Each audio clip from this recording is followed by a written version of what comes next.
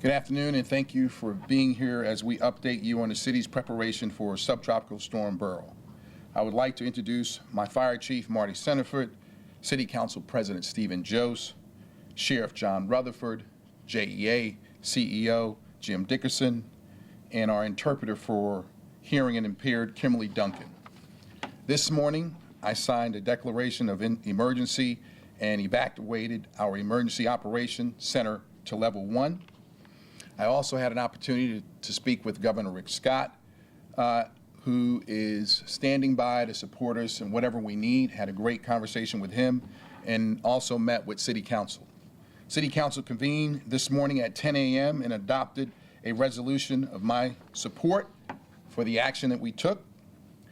Level 1 activation means that all primary and support agencies under the Comprehensive Emergency Management Plan have been notified and activated. Due to the concerns for the public safety, we have canceled our memorial ceremony at the Veterans Memorial Wall tomorrow. The Military Affairs, Veterans, and Disabled Services Department, Admiral Victor Guillory, will coordinate with families of our fallen heroes to reschedule this important event. The Jacksonville International Airport is operating normally. Travelers are encouraged to check with their individual airlines for updates to their travel plans. The U.S. Coast Guard has restricted all commercial vessels activity as of noon today at the port. City of Jacksonville garbage, yard waste, and recycling collection has been canceled for Monday. All Jacks Park, public pools, and Hannah and Huguenot parks have been closed until further notice. Again, I just want to emphasize that.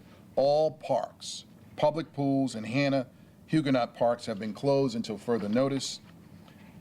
Residents that are electrical dependent or feel it's necessary to go to evacuation shelter should go to the Legend Center at Sutel in Moncrief, Northwest Jacksonville. Weather conditions could also impact potential for bridge closures. Updates will be posted on jacksready.org. We are continuing to evaluate conditions for potential closures on Monday.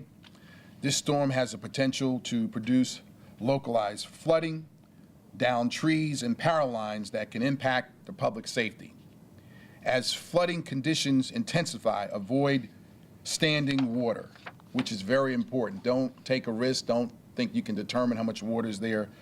Don't do it at all. Residents should stay indoors and off streets as conditions worsen.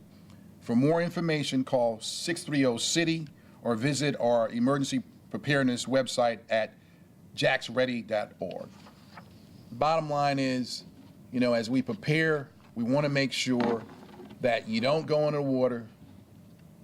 A lot of people are at the beach, but we don't want you in the water. As this storm approaches the city, we want to make sure that you're not out driving around. We encourage you to stay inside. That's the key. It's all about safety. With that, we'll take a few questions. Mayor, Chief Centerford, this morning at the City Council meeting, you talked more about the bridge closures. What will be the protocol, and when could that happen if it does? We're looking at the speed, the wind gust, and see how much is it, 40 miles an hour, 45, 50 miles. That will determine that, whether we close the bridge or not.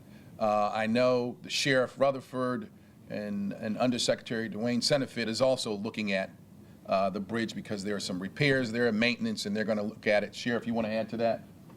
Yes, I would also caution any high-profile vehicles, semi-trucks, vans. They may actually experience difficulty on bridges before the 40 mile an hour. So we also caution them about that. So if we do get 40 mile per hour gusts, the bridges will close? Yes. Yes. Okay, and I know the bridges, we did a story recently about them having sensors, but JSO officers will be there to reroute traffic. Is that the plan? Correct. Okay. One more question about public transportation. Any plans to cancel JTA transportation or the Skyway? No plans at this time to cancel public transportation that I'm aware of. Chief, you want to add to that? We will not be canceling public transportation, but JTA is on standby. If for any reason we needed to start moving people around, JTA is a wonderful partner and is standing by to assist us in any way necessary. And can we clarify for some viewers who had questions about transportation to the shelter? Has that been set up, if they need that? Those that have special needs have already been contacted. If they think they need transportation to the shelter, they can contact us through 630-CITY, and we'll be happy to talk to them. And the shelter's open right now. Okay, and how often can we expect briefings to the public? Do we have another one planned right now? No, we don't have one planned right now. We'll get back to you shortly. Sure. Let me mention issues about traffic. I would caution the public, as the mayor said, we do anticipate standing water. Do not try to drive through standing water.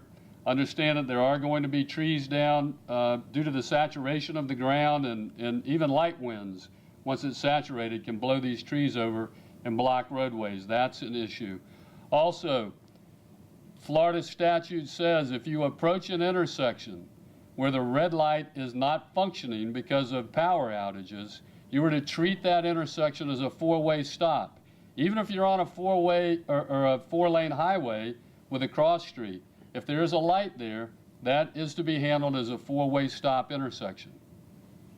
And we know there's going to be power outages, and so we want to adhere to that. Any other questions? Thank you.